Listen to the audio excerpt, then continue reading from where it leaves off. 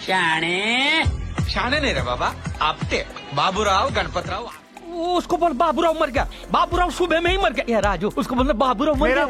বলিউডের প্রতীক্ষিত সিনেমা হেরাফেরি 3-তে পরেশ রাওয়াল অনুপস্থিত থাকছেন এমন খবরে পড়ে যায় হইচই। বাবু ভাইয়া চরিত্রে এই অভিনেতাকে ছাড়া সিনেমা এমন ভাবনা অনেক দর্শকের কাছে অসম্ভব হয়ে ওঠে। তবে এবার সেই আশঙ্কার অবসান ঘটালেন স্বয়ং পরেশ রাওয়াল। এক সাক্ষাৎকারে অভিনেতা জানান, না এখন আর কোনো সমস্যা নেই, সব জটিলতা মিটে গেছে। এমন একটি জনপ্রিয় ফ্র্যাঞ্চাইজিতে আমাদের বাড়তি সতর্ক থাকতে হয়, কারণ দর্শকের ভালোবাসার প্রতিদান দিতে আমাদের দায়িত্ববোধ থাকা উচিত। তিনি আরো বলেন, আগেও ছবিতে থাকার কথা ছিল, এখনো আছে।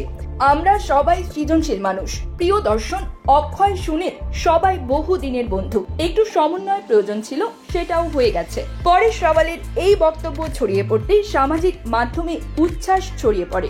এক ব্যবহারকারী লেখেন, আজকের সেরা খবর, হেরাফেরি 3 আসছে আর বাবু ভাইয়াও ফিরছেন। অক্ষয় সুনীল আর পরেশ রাওয়ালকে একসঙ্গে দেখার অপেক্ষা আর সহ্য হচ্ছে না। এদিকে সম্প্রতি অভিনেত্রী সোনাক্ষী সিনহা মন্তব্য করেন, পরেশ রাওয়ালকে ছাড়া হেরাফেরি 3 কল্পনাই করা যায় না। এর আগে বহুল প্রতীক্ষিত সিনেমা হেরাফেরি 3 থেকে বেরিয়ে আসার ঘোষণা দেন অভিনেতা।